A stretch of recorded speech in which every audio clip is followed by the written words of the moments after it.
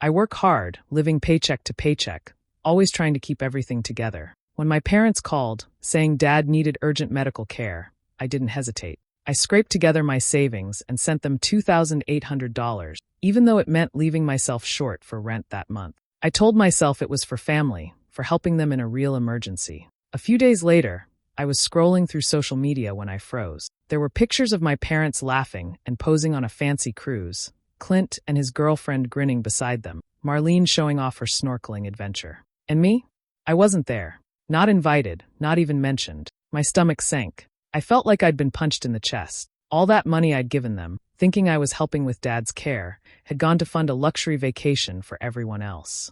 I called my mom immediately, my voice shaking. "Why didn't you invite me?" I demanded. She laughed it off, saying I wouldn't have enjoyed it, that cruises weren't my thing. My dad stayed silent in the background. My chest tightened as I realized my siblings had known I had sent the money, and none of them cared enough to include me. I paced my tiny apartment, trying to make sense of it. I vented to my best friend Shayla, who didn't hold back. She told me this wasn't just hurtful, it was manipulation. I remembered all the times I had stepped up for the family while Clint and Marlene coasted through life. I realized I'd always been the responsible one, the one they counted on without a second thought, the family ATM. The more I thought about it, the hotter my anger burned. It wasn't just about the money anymore. It was about trust, respect, and the simple expectation of being treated like I mattered. I had given everything I could, and in return, they had left me out, using me without a single apology or acknowledgement. The betrayal cut deeper than I could have imagined. I sank onto my couch, staring at the pictures again, feeling a mix of sadness and rage.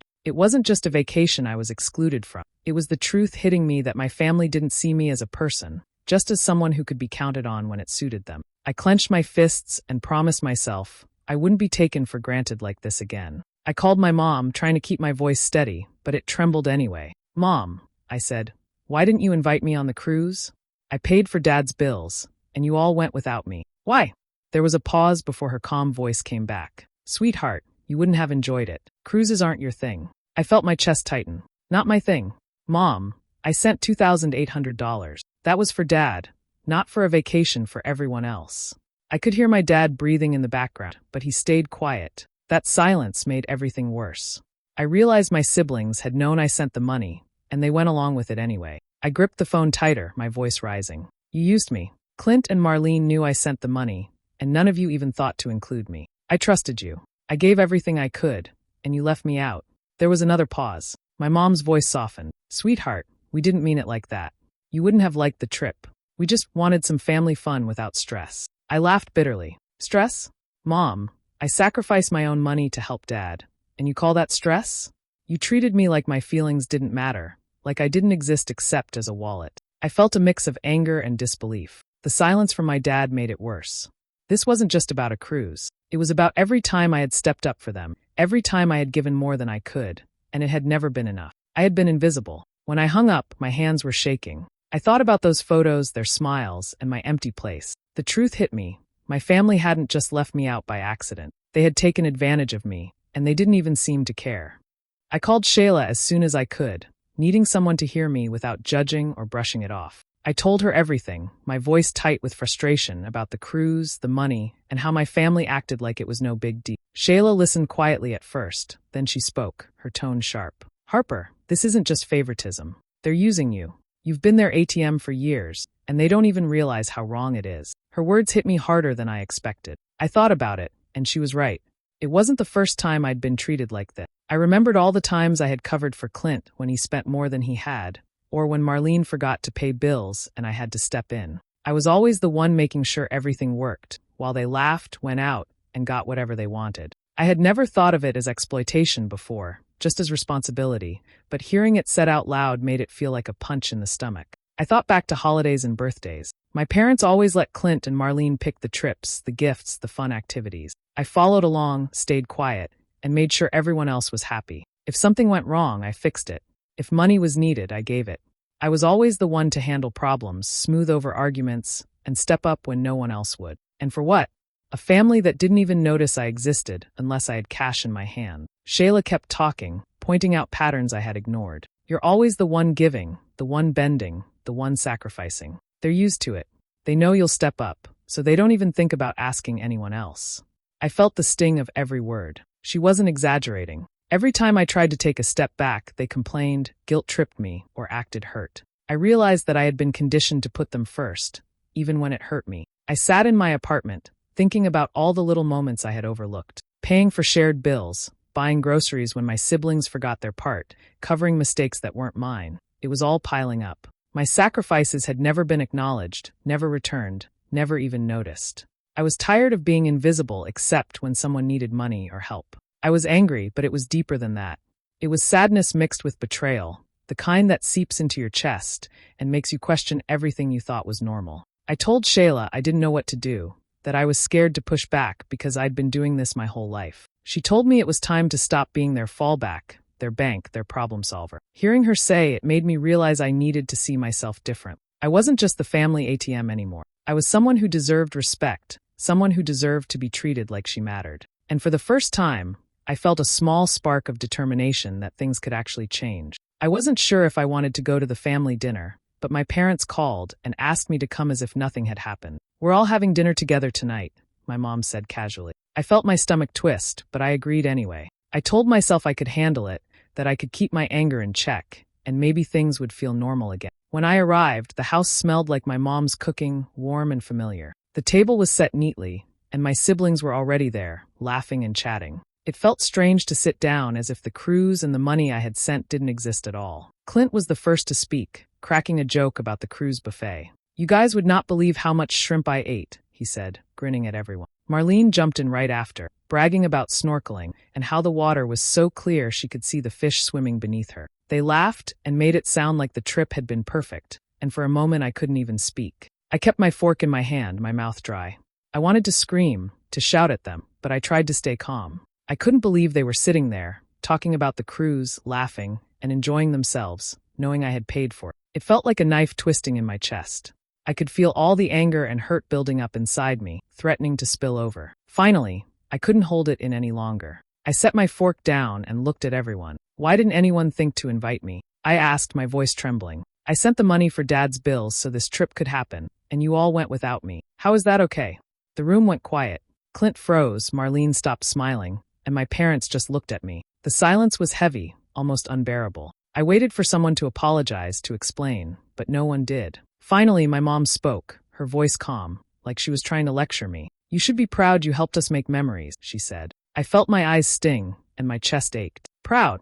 I whispered, my voice breaking. "Proud that I was used? Proud that I was left out while everyone else got to enjoy what I worked for?" I couldn't take it anymore. Tears blurred my vision, and I pushed my chair back. I left the table, my stomach tight with hurt and my throat raw from trying to hold back all the words I wanted to say. Walking out of the house, I tried to keep it together, but the tears came anyway. I felt small, invisible, and exhausted. I had given everything I could, and in return, I had been ignored, dismissed, and treated like I didn't matter. The dinner, meant to bring everyone together, had only made the wound deeper. The laughter from inside the house followed me as I walked to my car, and I realized that nothing about them had changed. They weren't going to see me, not really, and they weren't going to care unless I let them. Sitting in my car, the tears flowing freely now, I promised myself I wouldn't let this happen again. I had always been the one to give, to fix, to support. But tonight, it became clear. I couldn't keep letting them treat me like I was invisible. I wiped my cheeks, took a deep breath, and felt a mix of sadness, anger, and determination all at once. This was not the end of my story, and I knew I had to figure out a way to stand up for myself. I opened my mailbox and froze when I saw the envelope with red letters. Overdue rent notice. My hands shook as I tore it open. I had given away my savings to help my parents, thinking I was doing the right thing, and now I couldn't even pay my own rent. The number at the bottom stared back at me, mocking me. I felt a wave of panic, shame, and anger all at once. How could I have let this happen? I had always tried to be responsible, careful, and dependable, but it seemed like no matter what I did, it was never enough for anyone else. I sat on my small couch, staring at the notice, trying to make sense of it. My phone buzzed, and I saw a message from my brother. I hesitated, then opened it.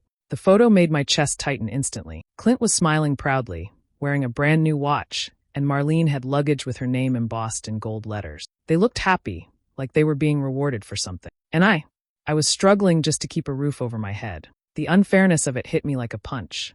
I had sent my parents money thinking they needed it, and they were using it to spoil my sibling, while I was left struggling. The more I thought about it, the angrier I became. Every sacrifice I had made, every time I had given up something had been taken for granted. I realized I had been trapped in a cycle. I helped, they benefited. I got nothing in return except guilt if I ever said no. I couldn't keep doing this.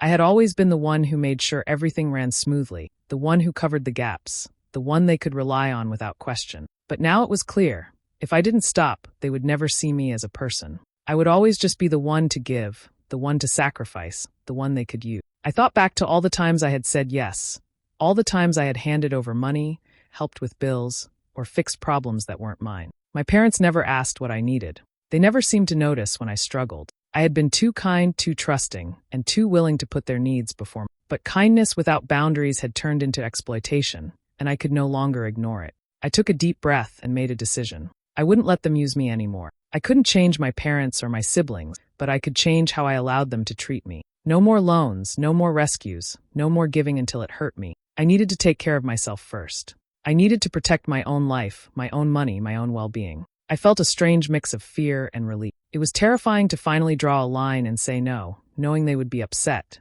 but it was also freeing. For the first time in a long time, I realized that I mattered, not because of what I gave, but because I existed. I couldn't rely on anyone else to recognize my value. I had to claim it for myself. That night, as I put the overdue rent notice aside and counted what I still had left, I felt something I hadn't felt in a long time: control. They wouldn't use me anymore, not if I refused. It was the first step toward taking my life back, toward finally putting myself first, and toward proving to myself that I was worth more than just being their safety net. I met Shayla at our usual coffee spot, feeling drained and bitter. She didn't try to cheer me up or tell me to forgive my family. Instead, she looked me straight in the eyes and said, "Harper, you have to stand up for yourself. Stop letting them use you. They'll never change unless you make it clear you're not their ATM anymore." Her words stung, but they also lit something inside me. Maybe she was right. Maybe it was time I stopped being quiet, stopped giving in, and started taking control. I left the cafe with a sense of purpose I hadn't felt in weeks. I needed to know the truth. For years, I had assumed my parents genuinely needed money, that they were struggling, and I was helping out of necessity. But the more I thought about it, the more I questioned everything. I decided to start digging into our family finances, carefully, quietly, without anyone knowing. I went through old bank statements I could access, bills, and even credit card histories that my parents sometimes left lying around. What I found shocked me. They weren't broke. Not even close. There were savings accounts, investment accounts, money tucked away for vacations, emergencies, and even some luxuries. They didn't need the $2,800 I had sent for Dad's medical bills. It had been taken from me, money I had scraped together and sacrificed, to fund their extra fun. The betrayal cut so deep I could barely breathe. I felt like the ground had been ripped out from under me. Everything I had done to help, everything I had believed about their need, had been a lie. I sat down at my kitchen table, staring at the numbers, my fingers tracing the accounts like I could somehow make sense of it all. I had always been careful with money, always planning ahead, always responsible. And here they were, pretending to need help while living comfortably and spending my sacrifices on vacations, gifts, and indulgences for my sibling. It wasn't just unfair, it was deliberate. They had counted on me to give without question, knowing I would, and now I realized they had done it for fun, for pleasure, for their own enjoyment. Shayla had been right. I couldn't change them. They were who they were, and I had been blind, letting them take advantage of me for far too long. But I could change myself. I could stop being the person they used.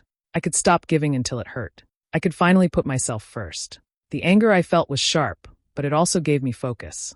I started making a plan, not to confront them with rage, not yet, but to protect myself, to make sure I was no longer the one they relied on for every extra expense. I thought about boundaries, about saving my money, about reclaiming control over my own life. I imagined telling them no without guilt, imagining a life where I didn't have to bend or break to meet their needs. It felt like a small spark, but it was enough to start a fire. I knew it wouldn't be easy. I knew there would be guilt trips, complaints, maybe even anger from me. But for the first time, I understood that standing up for myself wasn't just about money. It was about respect, self-worth, and finally refusing to be treated like I didn't matter. The betrayal had hurt deeply, but it had also shown me something important. I was done being used. And now, I was ready to take back my life. After discovering the truth about my parents' finances, I knew confronting them directly wouldn't work. My words had never mattered to them. They only saw me as someone who could give. So, I chose a different approach. I would protect myself quietly, without giving them the chance to guilt or manipulate me. The first step was setting boundaries. No more loans, no more bailing them out, No more covering mistakes or paying for things they could afford themselves. I reminded myself that saying no wasn't selfish. It was necessary. I started keeping track of every request, every casual comment about money, every hint that they wanted something. I realized I didn't owe them unlimited help. I owed myself stability and peace. I also began moving my money into a separate savings account they couldn't touch or know about. Each transfer felt like reclaiming a piece of power I had lost over the years. It wasn't a lot at first, but it was mine, and it grew steadily. Watching the balance rise brought a sense of relief I hadn't felt in a long time. For once, I was putting my needs first instead of constantly giving to people who didn't value my sacrifice. As I saved, I started dreaming for the first time in years. I thought about taking a trip, somewhere I actually wanted to go, somewhere I could enjoy myself without worrying about anyone else. The idea of planning a vacation just for me felt almost rebellious. I imagined quiet mornings, new places to explore, and the freedom to spend money I had earned. The thought of finally doing something for myself gave me energy and focus. I didn't tell anyone about the plan. Not my siblings, not my parents. If they found out, they would try to guilt me, argue, or manipulate me into giving up the idea. Keeping it secret felt like a small act of revenge, but it wasn't about being cruel. It was about reclaiming control over what was mine. Every day, as I added more to my savings, I felt stronger and more certain that I was doing the right thing. At work, I focused on my own goals instead of worrying about family emergencies that weren't real emergencies. Every little step, from saving money to planning my trip, felt like a victory. I could feel the weight of years of manipulation and unfair treatment lifting, replaced with a quiet confidence that I was finally putting myself first. By the time I booked my trip, I realized something important. I didn't need to argue, beg, or fight with my family anymore. I wasn't doing this to punish them, even if it might sting. I was doing it to prove to myself that I mattered, that my time and money and energy had value, and that I could finally enjoy something I had earned and deserved. The plan was quiet, steady, and powerful, and it gave me a sense of strength I hadn't felt before. The next time my parents called me, it was about Clint. He had a new business idea, and of course, they wanted me to help. I listened as they explained, expecting me to lend money or give advice, but this time something inside me had changed. I felt a calm, steady anger. I realized I wasn't going to let myself be used again. "I'm not helping," I said flatly, my voice firm. "Figure it out like I did." There was silence on the other end of the line. My mom's tone shifted, sharp and accusing. "You're being selfish, Harper. After everything we've done for you, this is how you act. Ungrateful. That's what you are." I took a deep breath. For years, I had stayed quiet, swallowed my frustration, and bent over backward to make everyone else happy. I had covered bills, rescued them from mistakes, lent money, and stayed silent when I was hurt. Now, I felt the weight of all that resentment pressing down, and I couldn't hold it in anymore. I began to speak, carefully at first, then with growing force. "I've spent my whole life putting everyone else first. I've paid bills, covered mistakes, given money I didn't have, and ignored my own needs just to make things easier. I've been there for Clint, for Marlene, for you, without ever being thanked, without ever being treated like I mattered. I'm done." I could hear my mom's sharp intake of breath, and I knew the words were hitting. "You don't get it," she said. "We've always loved you. We just thought you'd understand how families work." "I do understand," I said, my voice steady, "and I understand that I've been used. I understand that my kindness has been treated like weakness, and I refuse to keep letting it happen. I'm not a bank. I'm not a fixer. I'm not here to fund your plans or bail anyone out anymore." There was a pause. I could feel their frustration and disbelief through the phone, but I didn't flinch.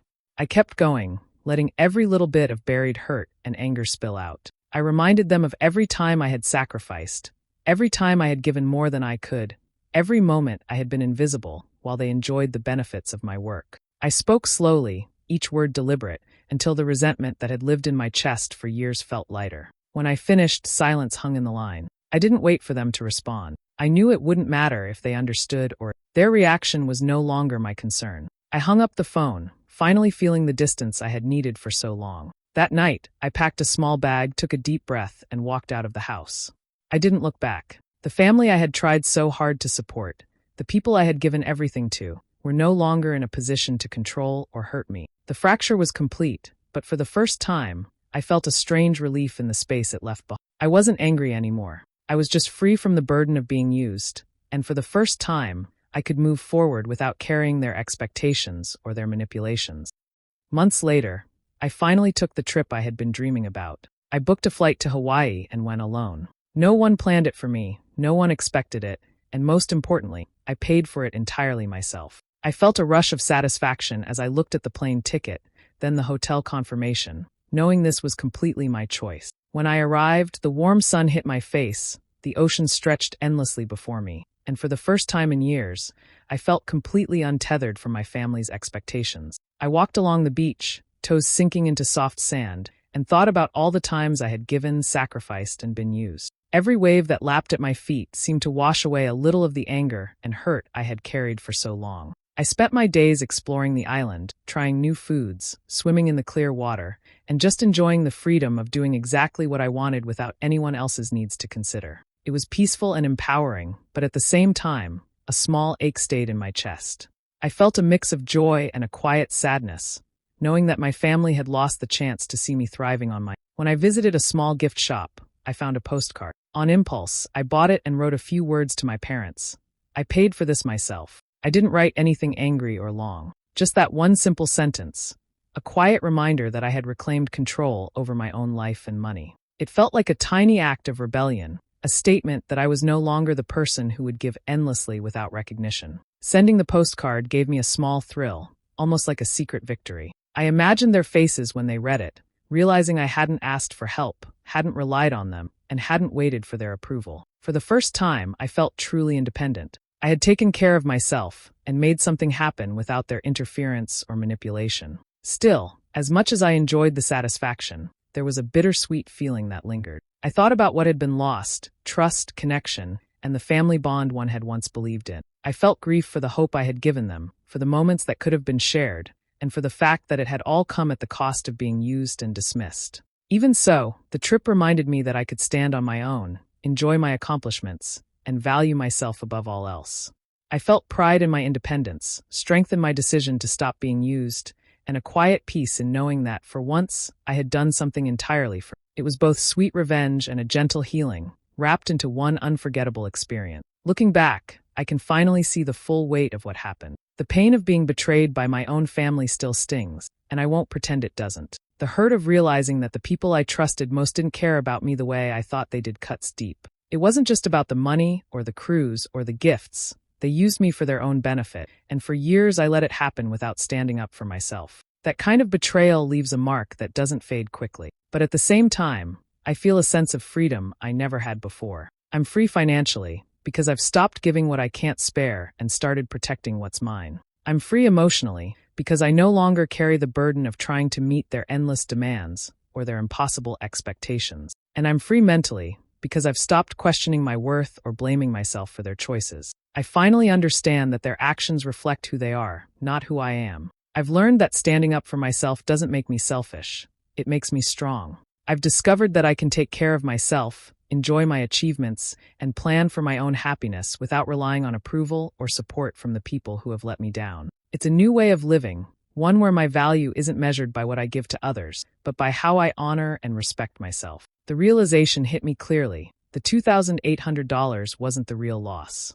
The real loss was believing I mattered to people who only saw me as a wallet. I gave my time, my money, and my energy to people who didn't appreciate it, and I carried the hope that they loved and respected me in return. That hope was what hurt the most when it broke. But now I see it for what it was, an illusion I no longer need. I matter to myself, and that is enough. I've learned to trust my own judgment, to protect my own needs, and to create the kind of life I want without waiting for anyone else's permission or validation. The anger and sadness I felt aren't gone, but they've been replaced with clarity and a quiet strength. I know I can face challenges, make decisions, and enjoy life on my own terms. It's not easy to let go of the people who used you, but it's necessary. I've let go of expectations, guilt, and dependence, and in return, I've gained something I couldn't have had otherwise: control, peace, and self-respect. I finally understand that my worth isn't tied to anyone else's approval. I matter to myself, and that's more than enough.